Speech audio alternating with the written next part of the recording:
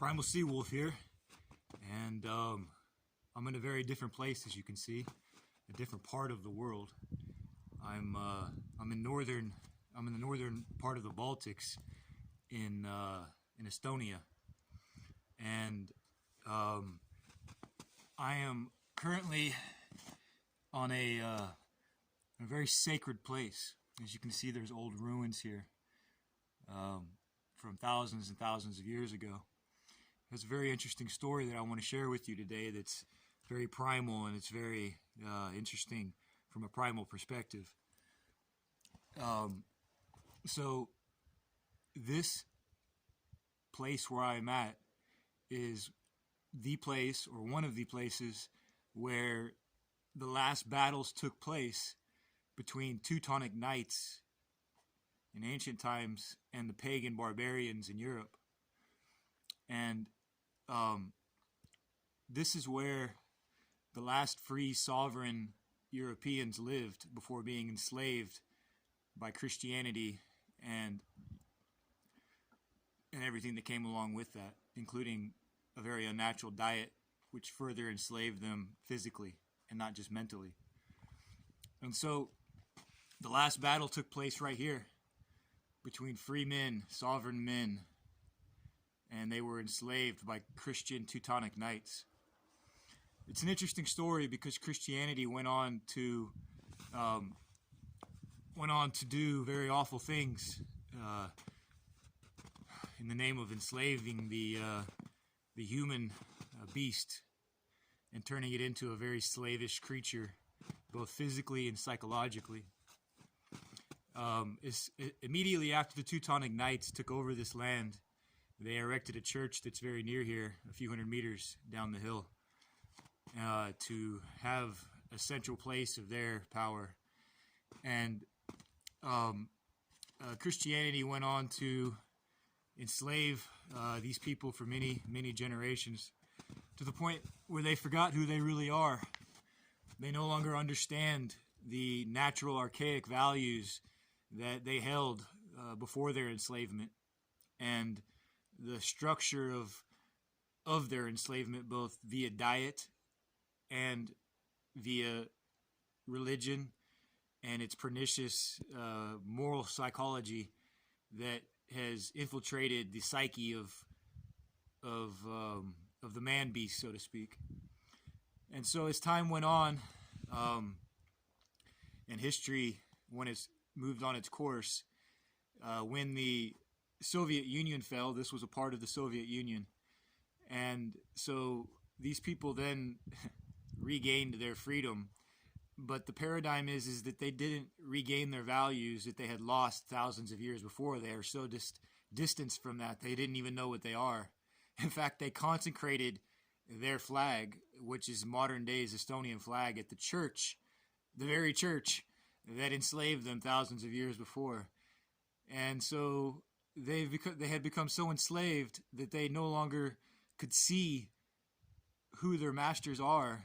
They no longer needed a shepherd to guide them. They embodied the consciousness of slaves to such an extent that willingly they consecrated their new nation, so to speak, under the pretense of the same masters and slave masters that had enslaved them thousands of years before.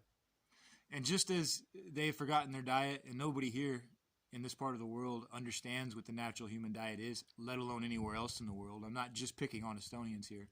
I'm only telling the story, their story.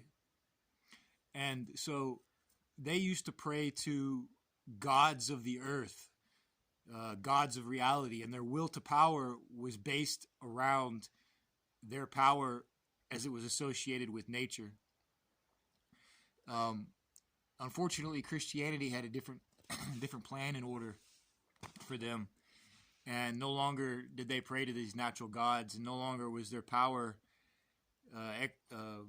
used in natural ways via archaic and primordial values.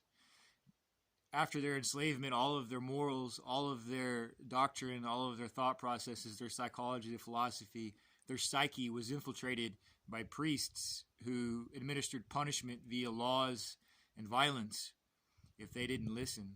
And over time, these virtues, these archaic primordial virtues, were forgotten to the point where, as I said, when they regained their freedom from the Soviet Union, and I say that very lightly, their freedom, they chose to self-enslave and consecrate their flag at the very church that enslaved them hundreds of thousands of years prior. So this is an interesting discussion, and one that I would like to have with other primals that would like to listen. If you think this is interesting and you want to learn more, I'd love to speak with you about it. Feel free to join my community and join my tribe of like-minded men that are looking to rewild themselves and look back into the archaic past and the archaic principles. So let's look at Christianity. Let's look at it deeply, and let's understand, how did Christianity influence our enslavement? Anyway, it was a pleasure speaking with you today, and I look forward to making more content for you to consume. Feel free to visit my website, where you can learn more about my work and perhaps join my community if you feel so compelled. I've written some articles on the website, and I'll continue to make content in this regards. We need like-minded men that are awakened and interested in expanding their consciousness, and the basis of that is rewilding yourself by understanding who you are and where you came from and how you got here. And part of that is as I will always say, is the natural human diet. It will awaken you physically. So that's all for today. And if you like the content, feel free to comment, like, and subscribe, and visit my website at primalesoteric.com.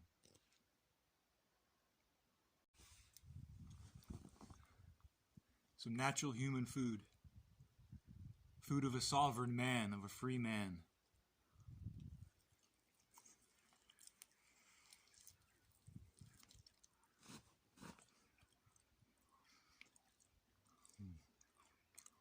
The life force the raw meat has is spectacular.